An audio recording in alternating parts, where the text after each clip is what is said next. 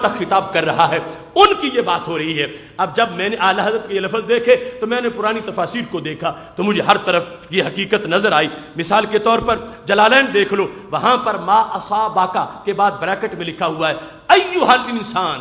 اے انسان جو تجھے اچھائی پہنچے اللہ کی طرف سے ہے،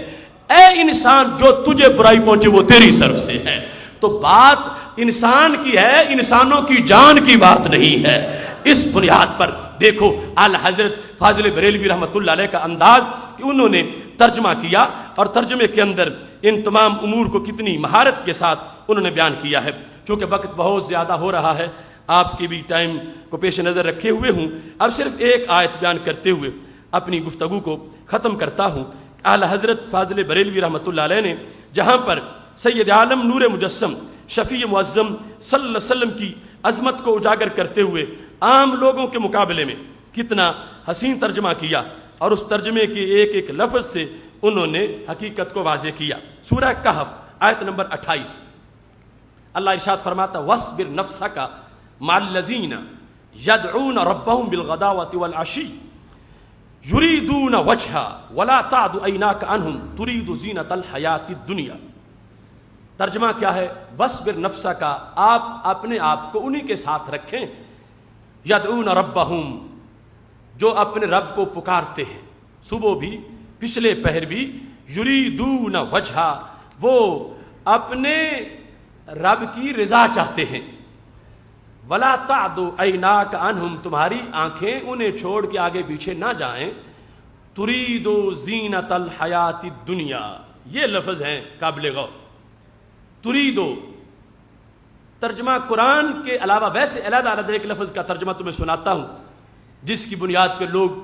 عام چیز کو دیکھ کر عام انداز میں ٹھوکر کھا گئے۔ تریدو کا معنی ہے تو ارادہ کرتا۔ بات کس کی ہو رہی؟ نبی علیہ السلام کی۔ اللہ فرما رہا ہے یہ غلام جو ہیں انہیں کے ساتھ اپنے آپ کے رکھو، نادار ہیں جیسے ہیں، ان پر نظر کرم رکھو۔ تریدو، تو ارادہ کرتا ہے، زینت الحیات الدنیا، دنیا کی زینت کا، ترید زینت الحیات الدنیا۔ اب یہ لفظ جو ہیں اس کا ترجمہ شاہ رفیع الدین نے کیا، اور روک رکھ اپنی جان کو ساتھ ان لوگوں کے کہ پکارتے ہیں اپنے پروردگار کو، صبح کو اور شام کو، چاہتے ہیں رضامندی اسی کی، اور نہ پھر جاویں دونوں آنکھیں تیری ان سے، ارادہ کرے تو بناؤ زندگی دنیا کا۔ عبد القادر دہلوی، جس میں تلاش میں تو رونق دنیا کی زندگی کی، محمود الحسن، تیری آنکھیں ان کو چھوڑ کر تلاش میں رونق زندگانی دنیا کی، مرزا حیرت دہلوی، نہ پھیرے کہ تم دنیاوی زندگی کی آرائش چاہنے لگو، اشرف علی تھانوی، کہ تم دنیاوی زندگی کی رونق کے خیال سے آپ کی آنکھیں ان سے ہٹنے نہ پائیں، فتح محمد جلندری، تم صبر کرو تمہاری نگاہیں ان میں سے گزر کر اوروں کی طرف نہ دوڑے کہ تم آرائش زندگانی دنیا کے خواستگار ہو جاؤ، ڈپٹی نذیر احمد، کہ تم دنیا کی زندگی کے ساز و سامان کا پاس کرنے لگو، رافضی، تم دنیا میں زندگی کی آرائش چاہنے لگو، ابو الکلام آزاد، کہ دنیاوی زندگی کی رونقیں ڈھونڈنے لگو، ثناء اللہ امرتسری، دنیا کی زینت کا ارادہ کرتا ہو اور دوسری طرف التفات نہ کرنا، محمد علی جونا گڑی، کہ دنیاوی زندگی کے ٹھاٹھ کے ارادے میں لگ جا۔ ان ساری آیات کے اندر، یعنی سارے ترجموں کے اندر، مترجمین نے نبی علیہ السلام کے بارے میں رب کا یہ قول کہ اس سے یہ تاثر دیا، بلکہ واضح لکھ دیا کہ اللہ روک رہا ہے کہ میرے نبی تم تو دنیا کی زندگی کی رونق ڈھونڈنے لگ گئے ہو اور اس سے باز آ جاؤ، تم یہ جیسے غلام ہیں ان تک اپنی آنکھیں رکھو اور کسی طرف تم نہ دیکھو، ترید و زینت الحیات الدنیا، تم دنیا کی زینت کا ارادہ کرتے ہو۔ یہ ترجمہ کر کے ہمارے نبی علیہ السلام کی طرف یہ نسبت کی گئی کہ معاذ اللہ آپ دنیا کی چمک سے متاثر ہو گئے اور دنیا کی چمک اور دنیا کی رونق کی طرف آپ متوجہ ہو گئے، حالانکہ آپ کا کردار کتنا عظیم ہے کہ جو آج 14 صدیوں کے بعد بھی پوری طرح عشق نبی میں غرق ہو جاتا ہے، وہ بھی دنیا کو ٹھکرا دیتا ہے،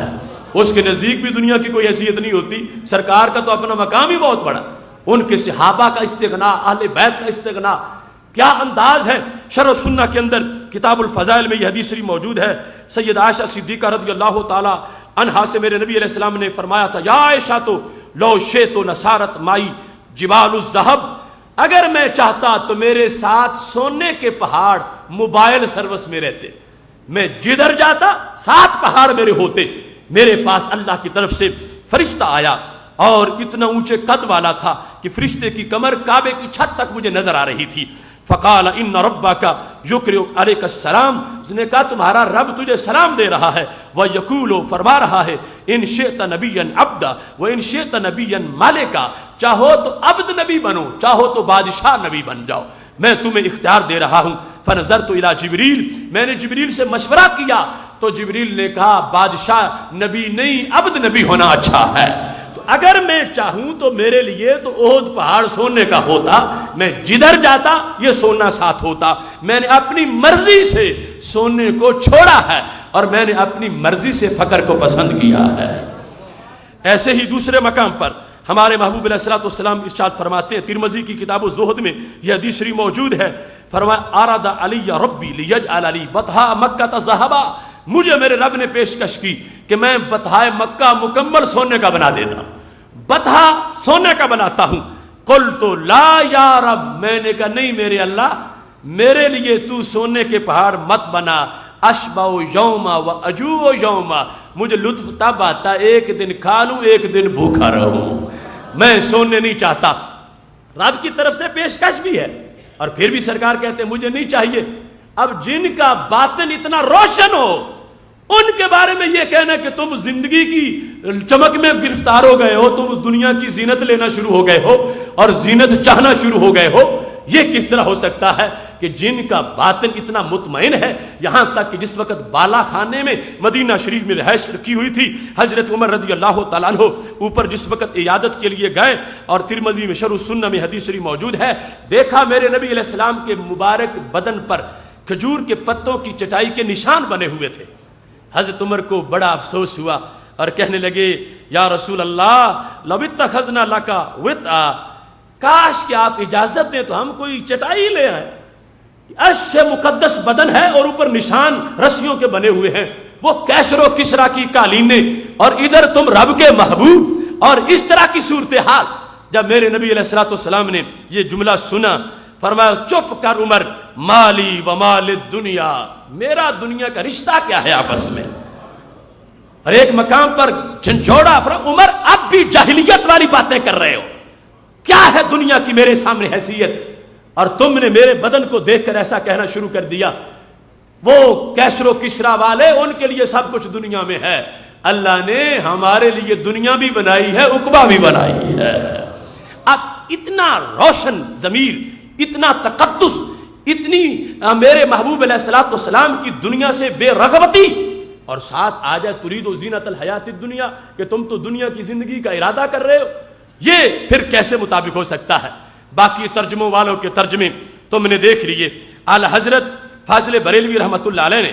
اس مقام پر بھی حق ادا کیا ہے، اور ترجمہ کرتے وقت قرآن کے لفظ کی جو چاہت تھی، تقاضے تھے، وہ بھی پورے کیے ہیں، اور محبوب کی شان کا جو تقاضا تھا وہ بھی پورا کیا ہے۔ ترجمہ سنو، اور اپنی جان ان سے مانوس رکھو جو صبح و شام اپنے رب کو پکارتے ہیں، اس کی رضا چاہتے ہیں، یعنی صحابہ کرام، اور تمہاری آنکھیں انہیں چھوڑ کر اور پر نہ پڑیں۔ کیا تم دنیا کی زندگی کا سنگھار چاہو گے؟ استفہام کے ساتھ، یہ نہیں کہ اللہ خبر دے رہا ہے کہ تمہارے اندر یہ چیز آ گئی ہے، اللہ استفہام سے بتا رہا ہے کہ ابھی آیا بھی نہیں، آگے آئے گا بھی نہیں۔ کیا تم دنیا کی زندگی کا سنگھار چاہو گے؟ یعنی ترجمہ کرتے وقت کیا سے بات جو ہے حال کی بھی نہیں کی، یہ کرتے کہ کیا تم چاہتے ہو، پھر بھی کیا سے مطلب ہوتا کہ اللہ تبارک و تعالی یہ سرکار سے پوچھ رہا ہے، بات کی بات ہے، آیا کچھ نہیں، کوئی تبدیلی نہیں آئی، لیکن اعلی حضرت نے مزید استفہام کے ساتھ ترجمہ مستقبل کا کیا، اور مستقبل کے لحاظ سے یہ واضح کر دیا ابھی تک محبوب تمہارے سینے کی گارنٹی میں دے رہا ہوں، ایسا نہیں ہوا اور آگے ہوگا بھی نہیں۔ کیا کے ساتھ اس وقت ترجمہ کیا، اور یہ استفہام کا انداز ایسے مقام پر عربی بلاغت میں موجود ہے، تو قرآن مجید کا ترجمہ جس سے یہ پتا چلے کہ نبی علیہ السلام دنیا کی چمک میں نہیں آئے، یہ ہے جسے کنز الایمان کہا جاتا ہے، جس نے حقیقت قرآن کو بیان کیا، اور باقی جو ہے وہ یہ بیان کر بیٹھے کہ نبی جو ہے وہ دنیا کی چمک میں آ گئے۔ جب نبی آ گئے تو پھر عام کون بچے گا؟ اس بنیاد پر اعلی حضرت فاضل بریلوی رحمۃ اللہ علیہ کا یہ ترجمہ کنز الایمان، جس کے فہم کے لحاظ سے میں نے صرف چند مثالیں آپ کے سامنے پیش کی، یہ گھنٹوں کا نہیں مہینوں کا موضوع ہے، اس کا ایک سکیچ میں نے آپ کے سامنے پیش کیا کہ تم صرف بعض حضرات اعلی حضرت کی چند نعتوں کے شعر اور سلام کے چند اشعار جو کہ بہت بڑی شان ہے، انہی کے ساتھ تم اعلی حضرت کا تعارف سمجھتے ہو، اور دوسرے لوگ پھر اعتراض کرتے ہیں، اور قصور یہ ہے کہ ہم نے نہیں پڑھا کہ اعلی حضرت نے لکھا کیا ہے، اعلی حضرت کی شان کیا ہے۔ اس واسطے اس برے صغیر کے ایمان پر جو پہرا اعلی حضرت کے قلم نے دیا ہے وہ رب نے آپ ہی کو شان عطا فرمائی ہے۔ محتشم سامعین حضرات، مجھے یہ بھی احساس ہے کہ جگہ نہ ہونے کی وجہ سے آپ بھائی بہت سے مسلسل شروع سے کھڑے ہیں، میں اپنی گفتگو کو سمیٹتے ہوئے یہاں یہ بات بیان کرنا چاہتا ہوں کہ آج کا یہ موضوع، اس کو آپ بار بار سن کے آگے پہنچائیں، اور کل انشاءاللہ بہت بڑا اہم اعتقادی موضوع ختم نبوت اور اس کی تعلیمات، انشاءاللہ اس میں ہم آئیں گے، اور جتنے احباب آئے ہو آپ، یہ آپ پر لازم ہے، ایمانی فریضہ ہے کہ دوسروں کو بھی دعوت دیں، تاکہ جتنے احباب آئیں گے سنیں گے اور ان کو یہ تازہ پیغام اور حقیقی پرانی روشنی ملے گی، اس سے بہت زیادہ فوائد حاصل ہوں گے، اور بدعقیدگی کے جو جراثیم ماحول میں پھیل رہے ہیں اس سے انشاءاللہ ہمیں کافی حد تک عافیت محسوس ہوگی۔ میں ایک بار پھر آپ تمام احباب کا مشکور ہوں، اور ادارہ صراط مستقیم کے تمام کارکنان کا کہ جنہوں نے اتنا بھرپور پروگرام منعقد کیا۔ اللہ سب کو عمل کی توفیق عطا فرمائے۔ وآخر دعوانا ان الحمدللہ رب العالمین۔